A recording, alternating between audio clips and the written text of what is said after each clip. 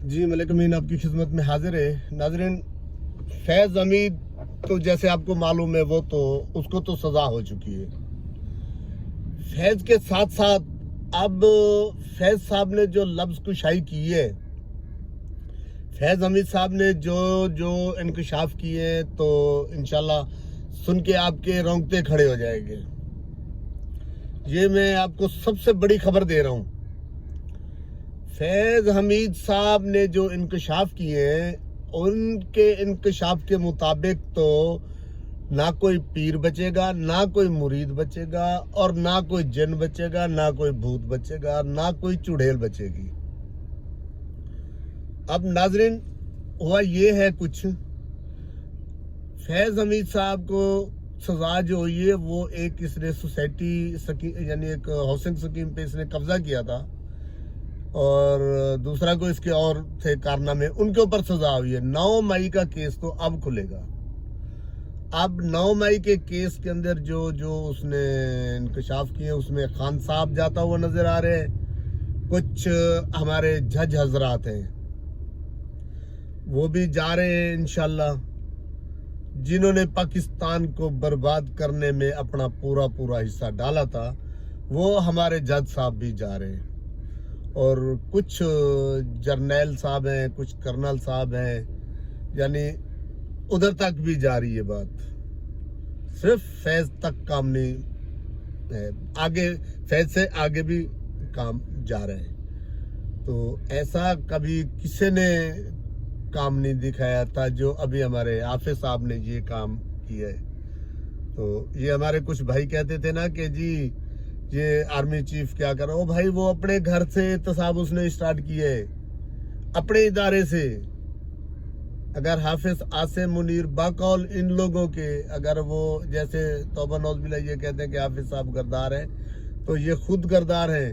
उसने अपने इदारे से आज तक 77 साल के अरसे में कोई ऐसा जर्नैल का मुझे आप एहतसाब होता हुआ बताओ, नहीं हुआ। सिर्फ और सिर्फ फैज़, ये आसिम मुनीर साहब ने ये पहला काम किए, पहला कदम उठाए।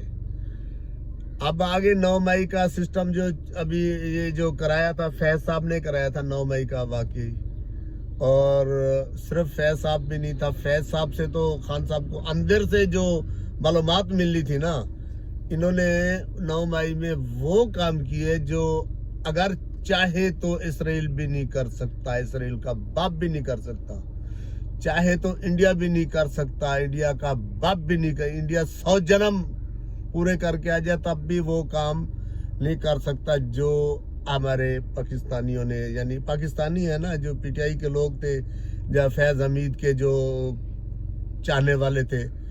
असल फैज़ हमीद साहब का ये हाफिज साहब का रास्ता रोकना था। तो भाई हाफिज साहब आर्मी चीफ नहीं बने, मैं बनूं आर्मी चीफ, और फिर मैं पाकिस्तान को बर्बाद करूं अपने मन मर्जी के साथ। खान साहब को भी इसने आउट करना था, खान साहब को भी इसने ख्वार करना था। ये नहीं समझो कि ये हमीद, फैज़ हमीद जो है ये खान साहब का हमदर्द नहीं, भाई बिल्कुल इसका हमदर्द नहीं था। ये एक बहुत मकार इंसान है, सिर्फ अपने लिए ये सोचता है। क्या था इनके पास, इसका भाई एक पटवारी था, आज वो तहसीलदार बना हुआ है, हजारों मुरब्बे रकबा इन्होंने बनाया हुआ है। क्या फैज़ हमीद कोई छोटी सी चीज नहीं है, ये बहुत बड़ी चीज बन चुकी है अब। तो 9 मई का सानिया इनको ले डूबेगा, पीटीआई भी जाएगी और पीटीआई वाले भी जाएंगे। अब पीटीआई के अंदर बड़े बड़े बुर्ज उठेंगे इसमें 9 मई में। अब 9 मई जो आ रहे हैं ना, इसमें पीटीआई के बड़े बड़े नाम वो जा रहे हैं अंदर, और खान साहब तो फ्रंट सीट पे बैठ के जा रहे हैं ना अंदर जनाब। तो इंशाल्लाह जिन्होंने पाकिस्तान के साथ और नवाज शरीफ के साथ मुनाफकत की थी 2018 में, हंसता बसता पाकिस्तान को उजाड़ा था, साकिब नसूर जैसे जज, मुर्दार जज साकिब निसार, मुझे कोई यार नहीं है ये लफ्ज कहने के, वो एक मुर्दार इंसान है। उसने पाकिस्तान को बर्बाद किया है साकिब निसार ने, एक फैज़ के पीछे लग के।